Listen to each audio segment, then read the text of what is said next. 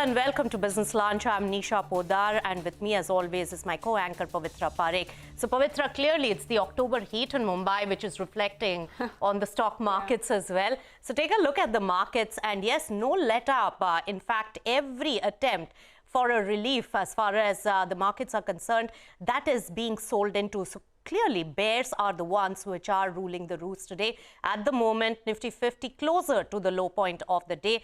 78 points cut at the moment, 0.46% down at 17,162 levels. Remember that the markets opened flat today above 17,250 levels, and from there it has seen a substantial slide. When it comes to Bank Nifty, in fact, the financials are a more supportive lot against the trends that we have been seeing over the past many sessions, where they take the lead when there is nervousness. So today, a huge amount of outperformance, but still in the red, almost 90 points down when it comes to Bank Nifty. And the mid-cap index, that universe is more shaky and is really underperforming the market, more than 0.5% down in trade today. And therefore, it is having a significant impact on the market breadth and the strength of the market, with more stocks on the declining mode. But Axis Bank will be on my radar because it is one of the outperformers in the banking space. Hi, Nisha. So like you said, about the heat, what's looking much worse is the rest of Asia, right? So if you look at it in that context, our markets are holding up just fine, even in terms of the kind of handover that we got. So let's pull a few of those markets up for you. Taiwan is down 4.3%, Kospi, Nikkei. I'm just naming a few of the markets, but seeing cuts of over 2.5%. That is the kind of pressure that we have on global markets. And yes, while we do have a volatile day, we have traded in that 150-point band. So do keep that in mind. Of course, it's all about IT today because you did get TCS posting results, and this entire week is going to be about the IT names. So a few of those are up. In fact, some of the mid-cap IT stocks are also seeing some profit bookings. So the likes of Birlasoft, Cyient, Infosys, a few of those on your screen. You have the entire real estate pack, which is under pressure. You did get the update from Soba, and that's not looking so good. But the entire real estate pack today is under pressure. It is the top sectoral loser as well, and a few of the pharma names. But that's what's happening with the markets. We're going to keep coming back to this, but the big story that we're tracking today, TCS reported a good set of second quarter numbers, with revenue and margin both coming in above street estimates. In fact, earlier today, we got in touch with the management of the IT giant, who said that they remain quite confident that deals will range between the $7 to $9 billion. And they also said that there could be some possible weakness coming in from the manufacturing sector in the US. So listen into that. This time around, if the weakness starts, it's likely to come in from the manufacturing side. As energy, supply chain disruptions start. So we need to be wary of that. Within that spectrum, we see US manufacturing doing very well. We see some amount of caution on the European manufacturing side, and that bears watching as to how that plays out. And we need to be careful about how we are positioning on that. But it's a function of, how this next 3-4 months is going to pan out, especially from a European perspective. If there are going to be energy crisis, if there are going to be factories are going to be shut down, and so on and so on. And then the other thing that we are also hearing is that, look, there is a recession or there is a inflationary pressures. If I'm going to get some costs because of that, should I be passing all the cost to the consumers, right? Some of them feel, no, they have an obligation, a societal responsibility not to pass on all the costs. So they're doing all these scenarios, right, in terms of figuring out how that should be. To bear part of the cost burden since they can't pass on the entire amount, and then what does it mean in terms of price increases? Is there a sense that billing could be a... No such discussions have taken place. But then, our model is always to be with the client, closer to them, react to situations, be with them in good times and bad times. Make sure that the overall long-term relationship is taken forward in the right direction. Okay. If it means that we have to give in to some of their requests, we will give in. Currency is not in our hand. We expect it and we built it into our model, but we'll take it as it comes. Even if it goes on a appreciating trajectory, we'll have to build it into our margin. Okay. And our 25 intent is irrespective of where rupee goes. All right, so that is the earnings commentary coming in from TCS. Remember, earnings cycle has been kick-started by this IT major. And despite good set of results, well, TCS is down and out in trade. In fact, the entire IT pack is lackluster. And we are talking about TCS and Infy, the biggest drags apart from big boy Reliance Industries. So staying with the IT pack, well, Infosys is what we are going to focus on. In a release to the exchanges, the company has said that its board will be considering buying back shares as at when it meets on Thursday on the 13th of October. So that's when the board is really going to take a call on this. Rima will tell us what to expect from this. Rima. Thanks so much for that. So Infosys will be considering a buyback along with its earnings on Thursday. IFL says the maximum buyback that the company can do will be 18,500 crore rupees. But they believe the buyback size will be close to 11,000 to 12,000 crore rupees. So this time, the buyback is likely to be higher than the buyback that we've seen in the last two instances. In the last two instances, that is in 2021 and 2019, the buyback size was 9,200 and 8,260. Why is it that the street is anticipating that the buyback size will be higher this time? Well, the reason is they need to meet their stated capital allocation policy. The stated capital allocation policy of Infy is that they will return 85% of their free cash flow over FY20 to FY24. Up until now, till FY22, the company's only returned 73%, which means it needs to play that catch-up, which is why the street expectation is that this time the buyback could be higher, maybe 11 to 12,000 crore rupees, as IFL pointed out. Remember, they have ample cash in their books, close to about $4.5 billion. So cash is not going to be a problem. So buyback size could be higher. Now, typically, the past buybacks tell us that it takes place at a premium, sometimes 15, sometimes 18.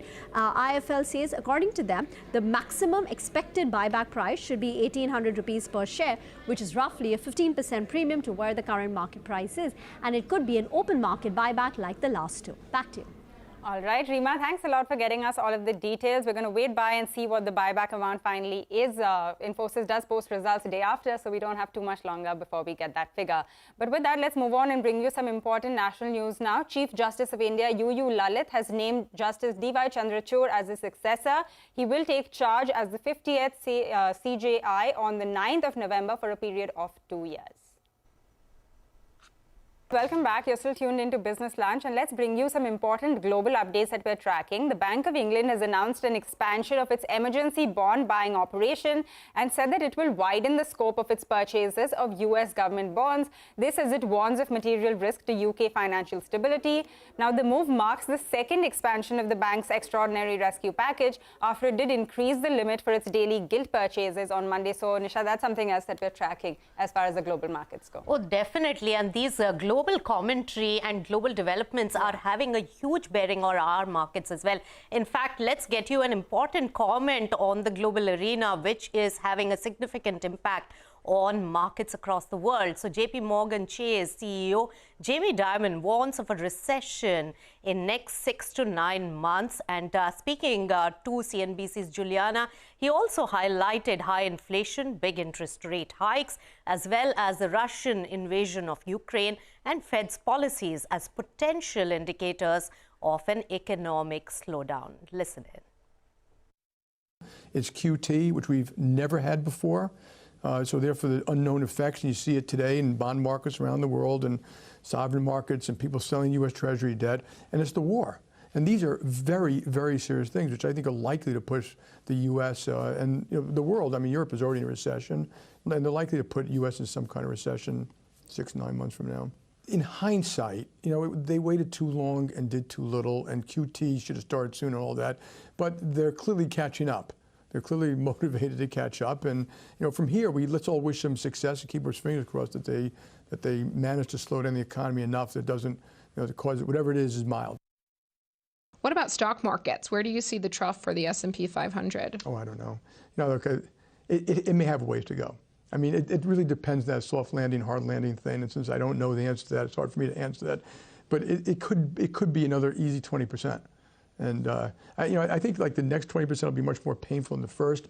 Rates going up another 100 basis points are a lot more painful than the first 100 because people aren't used to it. And and I think negative rates, when all is said and done, will have been a complete failure. All right, that is the warning from Jamie Dimon. He sees a further 20% cut on the S&P and says that we will be in a recession within the next 6 to 9 months. This is for the US, of course. But with that, let's move on and also bring you some important geopolitical developments. US President Joe Biden has vowed to support Ukraine with more military equipment. This after Russia bombed Ukrainian territory with missiles, causing widespread destruction and casualties across the capital city. Here's CNBC's Jeff Cutmore with all of the details. Jeff. US President Joe Biden has pledged to step up military support for Ukraine by providing advanced air defense systems in its war with Russia. Biden held talks with Ukraine's Volodymyr Zelensky after Moscow launched a barrage of missile attacks on several major Ukrainian cities on Monday, including the capital Kiev and Lviv in the west, Zaporizhzhia in the south. Russia's Vladimir Putin said the strikes were in retaliation to Saturday's attack. And you can see on the bridge here, on the picture here, where indeed the attack was. This is where the Kerch Strait is as well. Saturday's attack on a bridge between Russia and Crimea, a key transport link from Russia. Now, in a video statement following Monday's attacks, Ukraine's Volodymyr Zelensky said Russia was deploying terrorist-like tactics in its attacks on major cities.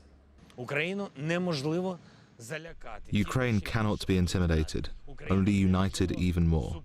Ukraine cannot be stopped, only convinced even more that these terrorists must be neutralized.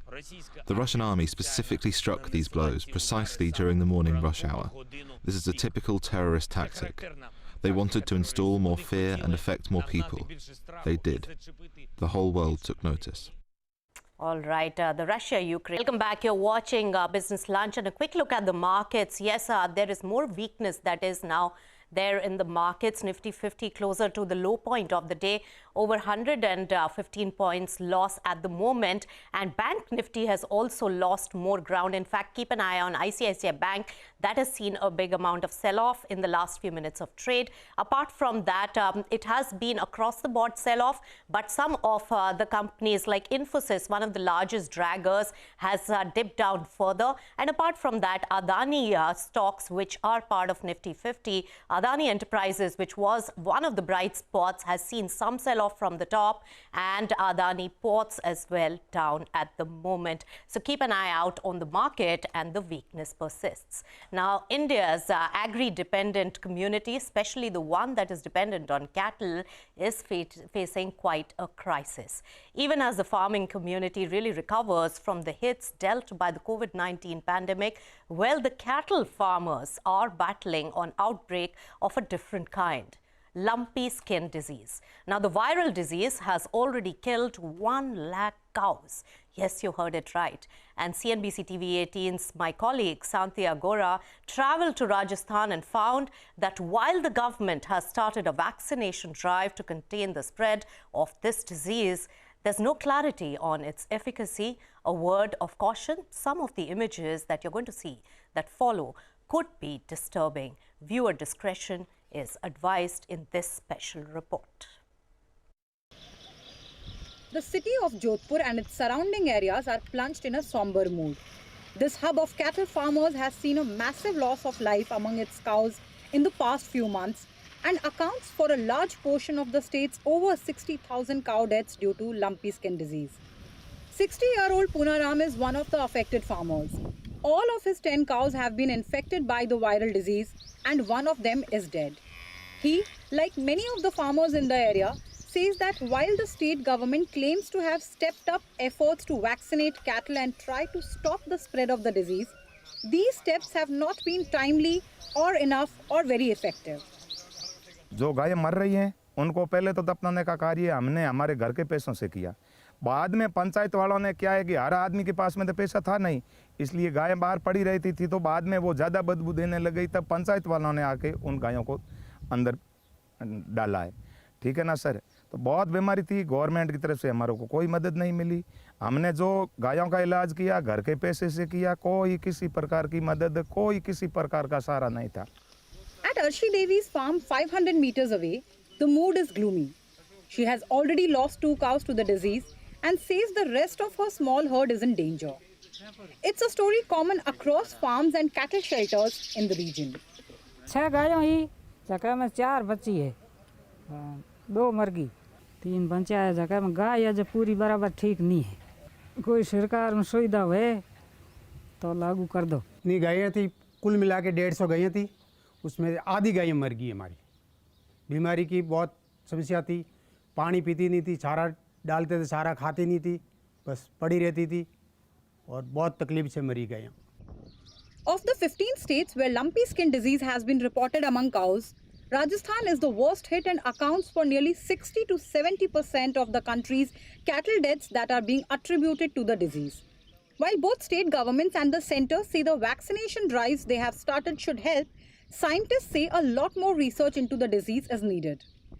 We assembled the genome of this virus and we tried to compare it with what the genomes that are out there already available in the public domain. This year, the virus is distinctly different. The genomic studies throw no light on how the current vaccine is going to perform. The National Institute of Virology in Pune and the Indian Council of Medical Research have also started conducting research on the virus. Studies so far suggest that as of now, this disease is not transmitted to humans through milk or meat, but ground realities say that in states like Rajasthan and Punjab, lumpy skin disease has hit milk collection and the effects have a national repercussion. If a cattle gets impacted by this disease, the yield for the cow reduces anywhere by about 25 to 40% for the indigenous variety and about 50% for the exotic varieties. In states like Punjab, we're given to understand from farmers that the overall yield has reduced by about 15 to 20%. The problem of low milk yields is compounded by an increasing apprehension among milk consumers and farmers are distressed. Government का आंकड़ा बिल्कुल ये झूठा आंकड़ा है, गायों ज़्यादा मरी है। एक भी टीका नहीं दिया है, कोई यहाँ दवाई, कोई किसी प्रकार का इलाज यहाँ पहुँचा ही नहीं हमारे वहाँ। दूध आधा कम हो गया और इसमें राज्य सरकार की और केंद्र की कोई यहाँ सहायता नहीं है। While there is still no concrete plan to save the cows, some farmers fear that a second wave has begun and the virus could spread to other species of cattle. Experts say very little research has been done about lumpy skin disease. The first case in the country was reported in Gujarat in April this year. It's been over 6 months, yet little is known about the disease. Also, there's no guarantee that the current vaccination drive will actually help and no evidence to suggest that the disease will not spread from cows to other animal species. In Tivri, Rajasthan, with camera person Milind Wagmare, this is Santya for CNBC-TV18. All right, difficult situation there in Rajasthan with the outbreak of the lumpy skin disease that we've seen hitting the cattle. So that's a difficult situation there. But we're going to wind down on that note. The market, by the way, has slipped. We're seeing quite a fall right now. It's 130 points lower on the Nifty. So it'll be interesting to see how we go from here. Thanks a lot for tuning into Business Lunch. Mid-Cap Radar is up next. Birla soft under pressure after profit booking. Well, for the markets as we speak, it's holding 17,100, but in the last 1 hour, we've seen the selling pressure accelerate. Right now, we're at the low point of the day for our markets. It's been a fairly choppy ride as well. So there have been multiple attempts where the markets tried to break out higher, claw back some of the losses, but that's failed. Currently down for the third or fourth day in a row. Last week's high was about 17,428 on the Nifty. So from that level, we've lost about 300 points.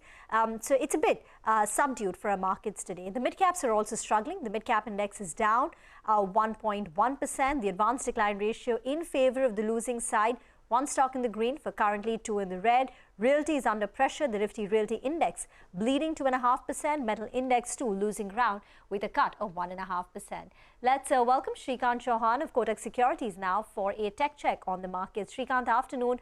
What have you made of the day so far? We're slowly grinding lower and lower. Yeah. Good afternoon, everyone. I think, the markets are going to spend some more time within the range of 17,000 and maybe 17,400 on the higher side. And it is mainly because today it's a day of, it's a data heavy day because number of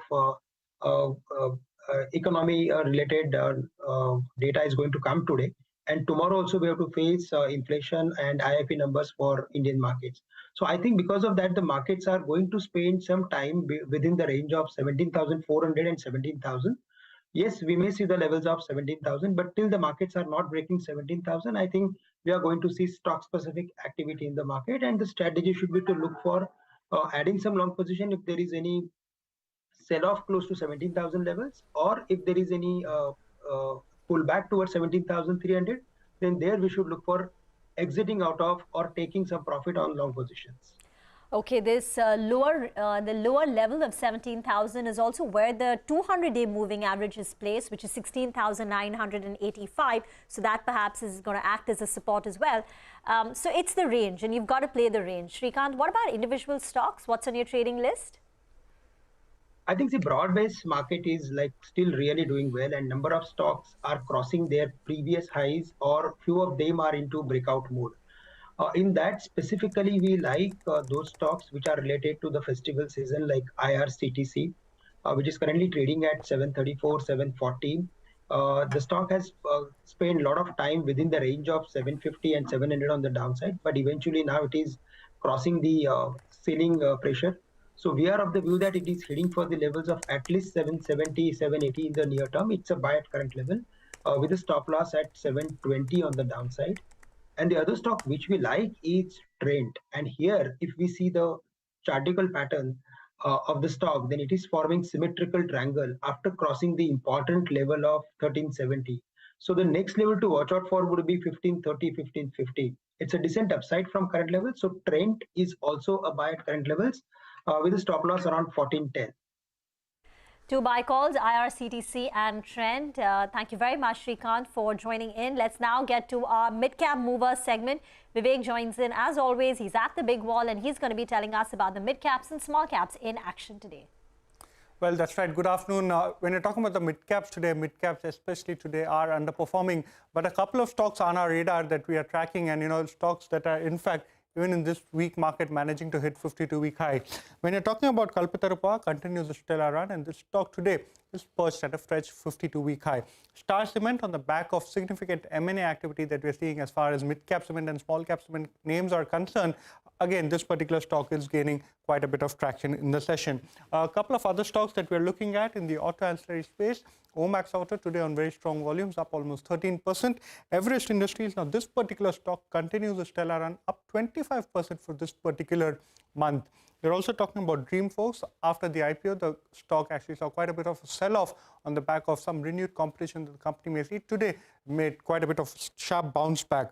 The other one that we're looking on is the chemical name. While soda ash has given much larger peers like Tata Chemical quite a bit of a fillip, DCW2 is gaining quite a bit of action. Poonawalla FinCorp, on the back of very strong business update that the company gave just a couple of weeks ago, stock continues its traction up quite significantly in the month. Now, on the other hand, today you're seeing some strong profit booking coming in, especially if you're talking about Mazagon Dock Shipyard as well as Garden Reach. Remember, both of these stocks are very sharp up moves or sharp run up. Today you're seeing a little bit of profit booking coming in. After the results of GM Breweries, in fact, if you're talking about GM Breweries, you're talking about United Breweries as well as United Spirits, all three of the stocks, in fact, are amongst the losers today. Also, Varun Beverages and Dr. Lal PathLabs, all three of these stocks too, in fact, are slipping in the session today. Thank you very much, Vivek, for that. Get into a short break. When we return, we'll put the spotlight on real estate developer Shobha and get you all the details about the company's Q2 update. Stay tuned.